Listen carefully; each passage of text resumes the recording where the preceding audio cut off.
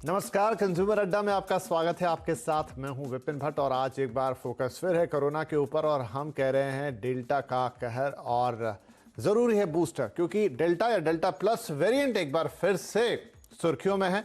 भारत में उतना नहीं, लेकिन भारत से पहले दूसरे देशों में, खासतौर पर अमेरिका से जिस तरह की खबरें आ रही हैं, जैसे केसेस बढ़ रहे हैं, वो चिंता की बात। और हमने पास्ट में देखा है, पहले देखा है कि दूसरे देशों में पहले ये बढ़ा और फिर लगभग वही चीज़ भारत में भी होती हुई दिखाई दी। हमारे यहाँ भी केसेस 35-36 हज़ार के आसपास घूम रहे हैं। ड्रामेटिकली किसी दिन कम होकर 10,000 नीचे जाते हैं तो कभी ऊपर आते हैं, लेकिन यहाँ पर भी हम बहुत ज़्यादा राहत की सांस नहीं ले सकते हैं। और आगे फेस्टिव सीजन है तो बात और थोड़े गौर की है। अब इसके साथ एक और दूसरी चीज़ है, इन दिनों दुनिया में बात चल रही है बूस्टर डोज की, यानी कि कोरोना वैक्सीन का पहला सिंगल डोज है तो पहला और डबल डोज है तो दोनों डोज लेने के बाद क्या आगे आपको बूस्टर की ज़रूरत है? क्या ये बूस्टर सबको लगवाना चाहिए? क्या आगे ये बूस्टर रेगुलर सबको लगता रहेगा? क्योंकि कोरोना जैसा कहा जा रहा है कि शायद इतनी जल्दी हमारे बीच में से जाएगा नहीं, तो बड़े सारे सवाल है।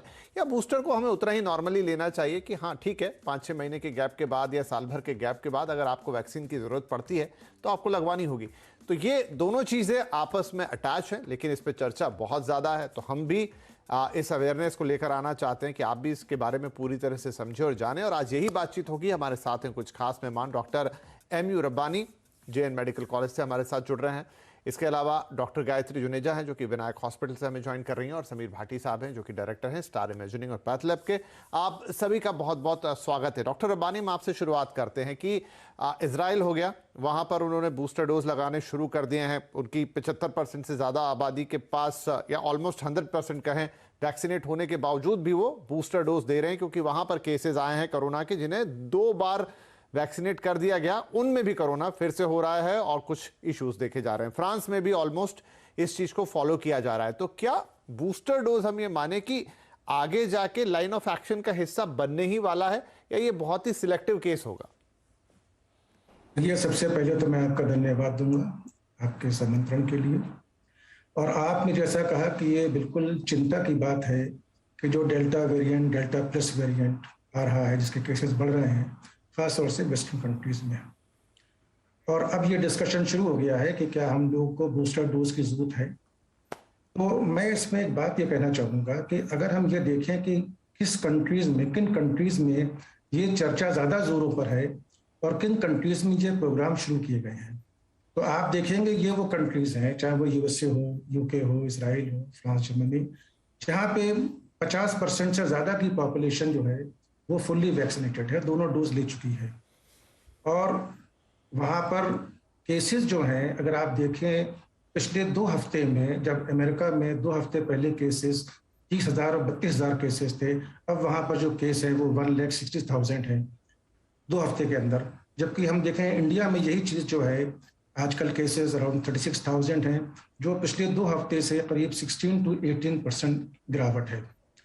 तो वो कंट्रीज जहां पर 50-60% पॉपुलेशन फुली वैक्सीनेटेड है, जहां पर के डेल्टा वायरस के केसेस जैसे USA में 93% केसेस जो डेल्टा वेरिएंट के हैं, तो उन जगहों पर, और ये वो कंट्रीज हैं जो इकोनॉमिकली रिच कंट्रीज हैं, विकसित कंट्रीज हैं।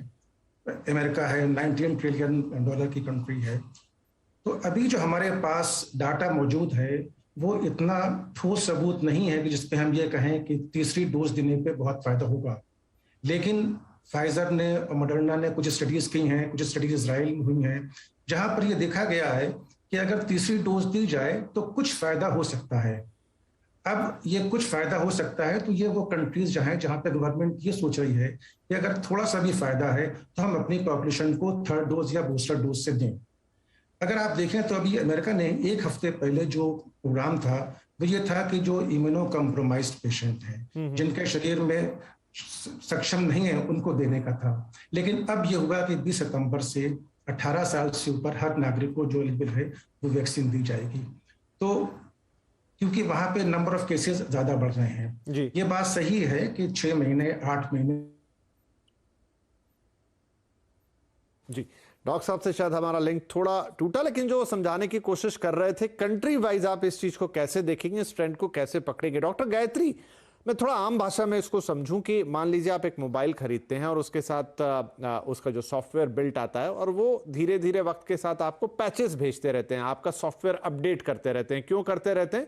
ताकि जो भी लेटेस्ट खतरे आ रहे हैं, जो भी चीजें देखने को मिल रही हैं, वो खतरे आपके दूर हो जाए, राइट? उसी तरीके से कैसे, क्योंकि ये वायरस एक ऐसा तो नहीं कि एक बार जो आ गया वेरिएंट वही है, ये लगातार अपना रूप बदल रहा है। तो डेफिनेटली जो भी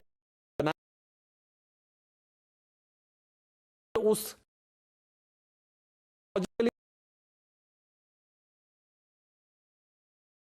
उसका अपडेटेड वैक्सीन, जिसको आप बूस्टर कह लीजिए या जो भी कह लीजिए, तो एक तो ये थ्योरी जो मुझे समझ में आ रही है और बहुत सारे डॉक्टर्स भी इसकी तस्दीक करते हैं। लेकिन दूसरी बात ये भी कही जाती है कि शायद बूस्टर से पहले जरूरी है कि आप अपनी मेजॉरिटी ऑफ पॉपुलेशन को वैक्सीनेट कर लीजिए, क्योंकि अमेरिका में भी ये निकल के आया कि ज्यादा केसेस वहां से आए जहां वैक्सीनेशन ना के बराबर था। जी, आपकी आवाज़ नहीं आ रही मेरे को। जी, आप मेरा प्रश्न सुन पाए? हेलो। हाँ जी, बस इतना ही मैंने पूछा। तो आप आपका क्या लास्ट का आखिरी? जी, आखिरी में मैंने यही कहा कि मैम मतलब इसको कैसे समझें। ये दोनों मैंने आपके सामने उदाहरण किए कि आपको बूस्टर लगेगा एक अपडेटेड वैक्सीन की तरह, लेकिन क्या उससे पहले ये जरूरी है कि वो अपडेट आप लोगों को दें? उससे पहले ये कि आप सारे के सारे जो आपके लोग हैं उसमें मेजॉरिटी को आप पहले वैक्सीनेट कर लें? देखिए जी, प्रश्न बहुत ही अच्छा है और आज के हिसाब से बहुत लाजमी भी है। अब हम देखें ग्लास को, एक ग्लास में पानी है, ग्लास आधा भरा है या आधा खाली है, इसको समझने की बात है। अगर मेरे घर में मैंने सबको खाना दे दिया है, उसके बाद ही तो ना मैं मिठाई परोसूंगी। तो मेन चीज़ मुद्दा ये है कि अगर तो मैंने सबको पहली डोज से डोज फर्स्ट सेकंड डोज दे दिया है, उसके बाद मैं सोचूंगी कि मैंने बूस्टर देना है कि नहीं देना है। ये हमारा पहला पॉइंट हुआ। दूसरी बात ये हुई कि जैसे कि हम देख रहे हैं कि एक साल के भीतर ही डेल्टा वेरिएंट आ गया, उसका अल्फ़ा लैम्डा, कितने सारे वेरिएंट आ गए, तो हम कितनी सारी उसकी वैक्सीनेशन कर सकते हैं। बट हमें एक चीज़ ये भी देखनी चाहिए कि हमारा जो नेचर है, जो कुदरत है, वो हमारे को बहुत अच्छे तरीके से प्रिपेयर कर देती है, तैयारियां दे देती है, जिससे हमारा शरीर खुद ही इन अलग अलग प्रजातियों के साथ लड़ने की क्षमता बना लेता है। लेकिन उसके लिए ज़रूरी ये है कि या तो इन्फेक्शन हुआ हो, उससे इंसान रिकवर किया हो, या फिर उसको दोनों डोज वैक्सीनेशन की लग गई है। इस वक्त हम लोग सब एक ऐसे समुंदर में तैर रहे हैं जहाँ सारे देशवासी, सारे अलग अलग देशों के वासी, हम सब एक दूसरे का हाथ पकड़ के चल रहे हैं। ये आगे आने वाले टाइम ही बताएगा कि आगे जाके हमें बूस्टर डोज की आवश्यकता पड़ेगी कि नहीं। अब जैसे इन्फ्लुएंजा वायरस है, हर साल जो हम प्रेगनेंसी में भी या वैसे भी वायरस इन्फ्लुएंजा की वैक्सीनेशन हम देते हैं, तो उसके लिए नए जो उनके वेरिएंट्स आ जाते हैं, उनकी अपडेटेड वेरिएंट्स देते हैं। हो सकता है आगे आने वाले टाइम में इसका कोरोना का भी यही एक हल निकले। इस वक्त कहना बहुत मुश्किल है, बट अगर मेजॉरिटी डॉक्टर्स की तरफ से समझे तो इस वक्त हमारी जो प्रायोरिटी है बूस्टर से पहले ये है कि मैं अपने सारे देशवासियों को एक एक के पास इस इन्फेक्शन से लड़ने की क्षमता हो। उनके जो 2 सेल होते हैं, एक बी सेल और एक टी सेल, जो एंटीबॉडीज़ बनाते हैं, उनकी जो याद रखने की क्षमता होती है वो बहुत अच्छी होती है। सपोज़ करें या तो इन्फेक्शन हो गया या हमने उनको वैक्सीन दे दी, तो जो ठीक है, एक टाइम के बाद उनकी एंटीबॉडीज़ कम होनी शुरू हो जाएंगी। बट अगर दोबारा वही इन्फेक्शन उनको लगेगा तो वो एंटीबॉडीज़ और डबल ट्रिपल तरीके में बढ़ के अपनी बॉडी हमारी बनाएगी, क्योंकि जो तो सेल है वो उसकी इमेज को कैप्चर कर हमारी लेते हैं। कंट्री हिंदुस्तान अभी हम इतना रिसोर्स रिच नहीं है कि हम अभी बूस्टर डोज के लिए पॉइंट मैम, ठीक है, अच्छी बात है, राइट। तो हम समीर भाटी साहब से पूछेंगे कि समीर साहब, ये बात तो तय लग रही है कि ठीक है, दुनिया भर में बूस्टर डोज की बात हो रही है और जैसा मैंने कहा कि सिक्योरिटी पैच के जैसा वो होगा, लेकिन डॉक्टर साहब जो हमारे दोनों कह रहे हैं कि बात सही है कि पहले अभी हमें पूरी आबादी को देखना है। अभी हम जहां खड़े हैं, अच्छे रिकॉर्ड्स बन रहे हैं, एक दिन में 85, कभी 55, कितना समय और लगेगा जब हम करीब करीब 70-75% आबादी को दे चुके होंगे? देखिए बिल्कुल अभी इस टाइम वैक्सीनेशन करने का टाइम सबसे बेटर है, क्योंकि जब आपका ट्रांसमिशन रेट कम होता है उस टाइम हम लोगों के पास अपॉर्चुनिटी होती है कि हम बहुत स्पीड अप कर सके अपनी वैक्सीनेशन ड्राइव को। पर अभी हमारे पास जो मेन दो प्रोमिनेंट वैक्सीन्स हैं उनकी अगर हम बात करें तो वो वैक्सीन हमारा जो अभी सबसे ज़्यादा डोमिनेंट वेरिएंट है उसके ऊपर भी काफ़ी इफेक्टिव है, क्योंकि हम लोगों ने ये तो देख ही लिया था कि सेकेंड वेव के अंदर यहाँ पर डेल्टा वेरिएंट सबसे ज़्यादा डोमिनेंट था और उसके ऊपर जो है ये वैक्सीन काफ़ी ज़्यादा इफेक्टिव रही थी जिन लोगों को, हेल्थ केयर वर्कर्स को, सबको जो फर्स्ट और सेकंड डोज लग चुकी थी। अभी हमारी J&J की वैक्सीन को भी अप्रूवल मिल गया और बाकी हमारी जो है 2 वैक्सीन्स को और अप्रूवल मिल गया, तो हमें लगता है कि अब वैक्सीनेशन ड्राइव और स्पीड अप होगी और सितंबर तक बच्चों की भी जो वैक्सीन आने की संभावना है, तो उसके बाद लगता है दिसंबर तक जो हम टारगेट कर रहे हैं अपना वो उसको शायद हम अचीव कर पाएंगे। और जिस तरह से बूस्टर डोज की बात की जा रही है उसमें तो हमारा मेन है कि जो ब्रेक थ्रू इन्फेक्शंस है, देखिए ब्रेक थ्रू इन्फेक्शंस तो होते रहेंगे, क्योंकि दोनों जब भी हम वैक्सीन की बात करते हैं तो हम उसमें ये नहीं कहते कि आपको इन्फेक्शन होने का खतरा नहीं रहेगा। वैक्सीन का हमारा प्राइम ऑब्जेक्टिव ये रहता है कि हम आपको सीवियरिटी ऑफ डिजीज़ या हॉस्पिटलाइजेशन से बचा सकें। तो जो ब्रेक थ्रू इन्फेक्शन है उसके चांसेस हमेशा बने रहेंगे। और अभी जिस तरह से मैडम ने भी बताया कि खाली हम जो देख रहे हैं अभी एंटीबॉडी टाइटर देख रहे हैं कि एंटीबॉडीज़ का लेवल कितना हुआ, बट हमारा एक सेल मीडिएटेड इम्यूनिटी भी होता है जिसको हम मेजर नहीं करते हैं। तो अभी हमारे पास उस तरह से पब्लिक डोमेन में डेटा अवेलेबल नहीं है कि हमारा कितने समय तक, कितने ड्यूरेशन तक जो है ये इफेक्ट रहेगा वैक्सीन का। राइट, नहीं सही है। तो बहुत सारी चीजें हैं यहाँ पर, लेकिन अंडरलाइन यही निकल रहा है कि बूस्टर डोज की बात हम जरूर करें, लेकिन अभी वो एक डिस्टेंस रियलिटी है। जहां तक हमारी बात है, पहले हमारा टारगेट होगा कि हम अपनी पूरी की पूरी पॉपुलेशन को या मेजॉरिटी पॉपुलेशन को वैक्सीनेट कर दें। वो हमारे लिए ज्यादा बड़ा बचाव तंत्र होगा। एक छोटा ब्रेक लेते हैं, लेकिन आप लोगों के कई दर्शकों के मन में प्रश्न होता है कि भाई अगर कोई डेल्टा वेरिएंट आ गया, हमें पकड़ता है, तो क्या हमारी मौजूदा वैक्सीन जो हमें लगी वो काम करेगी या बिल्कुल ही निष्प्रभावी होगी? तो हमारे डॉक्टर पैनल से इस पर अपडेट लेंगे और कुछ और बातें छोटे से ब्रेक के बाद।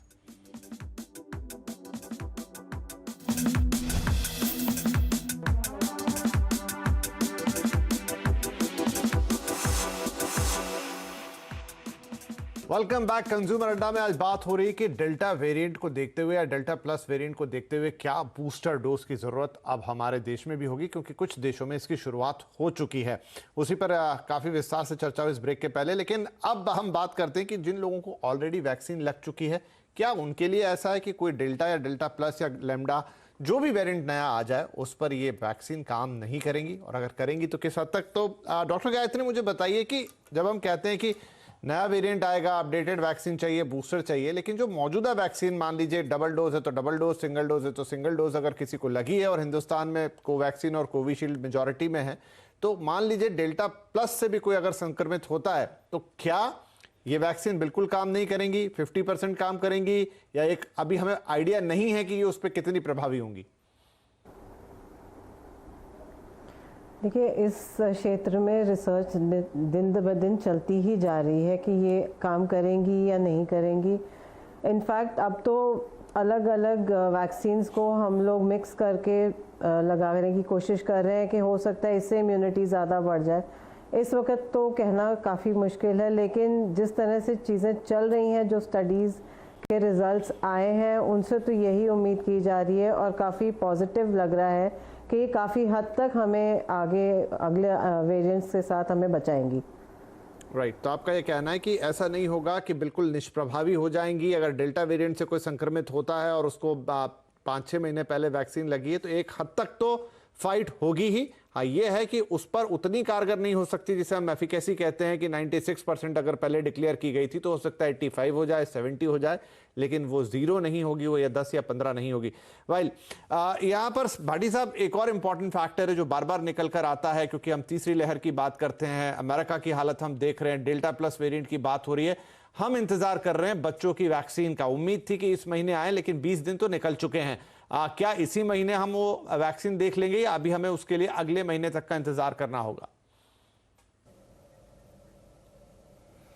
देखिए, बच्चों की वैक्सीन के लिए जिस तरह से हम कोवैक्सीन के लिए बात कर रहे थे, उसका सितंबर तक के लिए आने की उम्मीद है। उसको रोल आउट होते होते सितंबर हो जाएगा। अभी जो हमारा वैक्सीनेशन का टारगेट जो था 180 करोड़ का, वो दिसंबर तक का अडल्ट पॉपुलेशन के लिए था फिलहाल। और बच्चों में जिस तरह से हमने देखा भी कि उस तरह का बहुत ज़्यादा नहीं सीवियरिटी ऑफ डिजीज़ नहीं देखी गई है, तो एडल्ट पॉपुलेशन को हमारा वैक्सीनेशन करने का टारगेट अभी जो है प्राइम ऑब्जेक्टिव है, जो कि दिसंबर तक पूरा होने की उम्मीद है।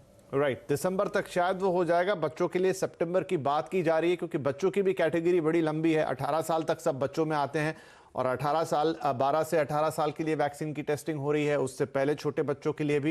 लेकिन शायद रोल आउट और फिर अगर उसको लगाने का समय है तो वो भी और ज़्यादा, क्योंकि 15 करोड़ के आसपास है ऐसे बच्चों की पॉपुलेशन। डॉक्टर गायत्री, आप हमें ये बताइए कि अब जब हम बात कर रहे हैं कि डेल्टा प्लस वेरिएंट का खतरा हो सकता है, या अमेरिका में हमने लेयर देखी है, पिछली बार भी अगर हम हिस्टोरिकल चार्ट देखें तो पहले इन देशों में वो चीज़ आई, क्या हमारे यहाँ भी अब सेम रिपीटेशन होने के चांसेस हैं, या इस बार हालात अलग होंगे? क्योंकि हमने भी भले ही पूरी आबादी नहीं या 70% आबादी नहीं, लेकिन एक बड़ी आबादी को वैक्सीनेट कर दिया है, और जो हमारा नेशनल सीरो सर्वे हुआ है उसमें भी 70% लोगों के आसपास एंटीबॉडीज डेवलप हो चुके हैं। तो क्या ऐसी आशंका इस बार कम है कि अगर अमेरिका में हमने हालात बिगड़ते हुए देखें तो same to same repeat Hindustan में भी होगा?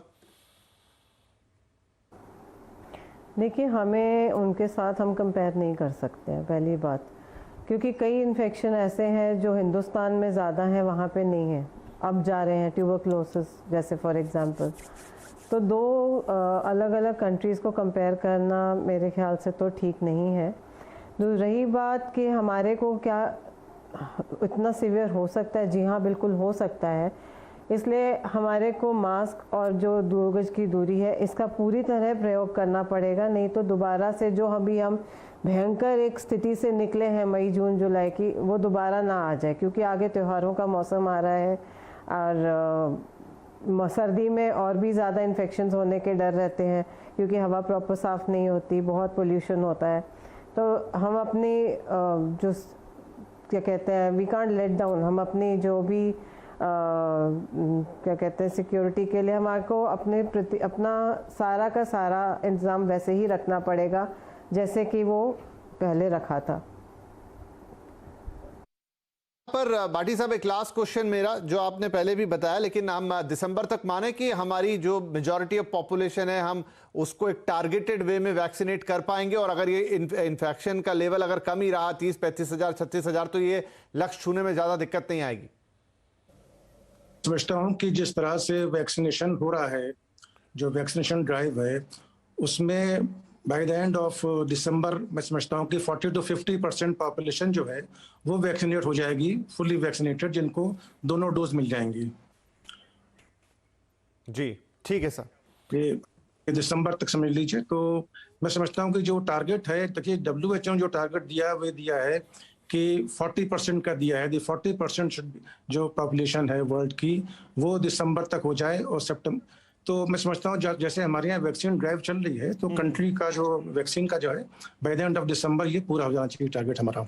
ठीक है, बढ़िया है। तो कुल मिला के बूस्टर डोज की बात अभी थोड़ी दूर की है जहां तक हिंदुस्तान की बात है, और हमारी मौजूदा वैक्सीन भी जो है वो प्रभावी है। अगर डेल्टा प्लस या उसके भी कोई सब्स्टिट्यूट वेरिएंट्स आते हैं, हाँ ये हो सकता है कि प्रभाव 19-20 ऊपर नीचे हो, थोड़ी तो रिसर्च हमेशा जारी ही रहेगी इसके ऊपर, लेकिन अभी पहला लक्ष्य देश का यही होगा कि हम मेजॉरिटी पॉपुलेशन को पहले वैक्सीनेट करें, क्योंकि आप कुछ लोगों को फुल्ली वैक्सीनेट करने के बाद बूस्टर भी दे देंगे और एक बहुत बड़ा तबका छूटता रह जाएगा, तो खतरा तब भी मौजूद रहेगा, उस खतरे को आप टाल नहीं पाएंगे। तो ये सबसे बड़ी अप्रोच होगी कि आप पहले अपनी पूरी पॉपुलेशन या मेजॉरिटी को आप दें, उसके बाद हम बूस्टर डोज की बात करेंगे। और यहां पर बच्चों की वैक्सीन आने की बात भी हो ही रही है, जो अभी हमने समीर भाटी साहब से पूछा। तो भाटी साहब, मैं आ रहा था पिछली बार, शायद आप तक आवाज गई नहीं, और वो वैक्सीनेशन के लक्ष्य की ही बात थी। अभी हमने 85 रीसेंट देखा नंबर, क्या हम इसको और अगर डबल तो नहीं, शायद थोड़ा मुश्किल होगा, लेकिन इसको बढ़ाकर हम 1 के क्रॉस कर सकते हैं, 1 लाख के आसपास, या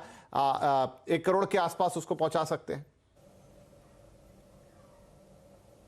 जी बिल्कुल, जिस तरह से हमने देखा कि डेल्टा वेरिएंट के बाद हमारा जो इम्यूनिटी का हम 90% का टारगेट अचीव करने की बात कर रहे हैं, क्योंकि डेल्टा के बाद हमारा जो आर फैक्टर है वो भी बढ़ गया, और हार्ड इम्यूनिटी का हमारा जो टारगेट है वो भी हमें अचीव करने के लिए एटलीस्ट 90% पॉपुलेशन को टारगेट करना ही करना है। फिलहाल हम देख रहे हैं कि हमारी जो ससेप्टेबल एटलीस्ट पॉपुलेशन है, जिस तरह से सीरो सर्वे की रिपोर्ट आई है, वो उसको वैक्सीनेट करना बहुत ज़्यादा ज़रूरी है। राइट तो एक सीरो सर्वे भी है हिंदुस्तान में जो बताता है कि यहाँ पर आबादी जो है उसको कुल मिलाकर 70% के आसपास ये इन्फेक्शन हो चुका है। कई बार ये एक नेचुरल एंटीबॉडी बनाने में भी मदद करता है। और एक बहुत अच्छी रिसर्च जो हमने थोड़े दिन पहले आपको बताई थी कि कोविशील्ड करीब 15 लाख लोगों के ऊपर ये रिसर्च की गई थी, जहां पर जिन्हें दोनों डोज लगे हैं उसमें 93% लोगों को किसी भी गंभीर तरह का कोई इन्फेक्शन नहीं हुआ। उन्होंने सक्सेसफुली कोरोना को फाइट किया और वो बाहर आ गए। तो ये सारी बातें इस चीज को इंडिकेट करती हैं कि इस समय बूस्टर डोज की अभाव में भी हमारे लिए ज्यादा दिक्कत नहीं है। लेकिन ये बात जरूर है और बेसिक लाइन है जो हर बार कहते हैं कि तमाम अभी आगे फेस्टिवल्स भी हैं, सब कुछ भी हैं, तो आप जरूर बेसिक प्रोटोकॉल का ख्याल रखिए। दोहराने की जरूरत नहीं हो, आपको सबको मालूम है। और अभी तक अगर आप वैक्सीनेटेड नहीं है तो जल्द से जल्द बुकिंग कीजिए और खुद को वैक्सीन लगवाइए, क्योंकि उसकी कमी अब कोई नहीं है देश के अंदर। फिलहाल आप सभी दर्शकों का इस कार्यक्रम में शामिल होने के लिए शुक्रिया। नमस्कार।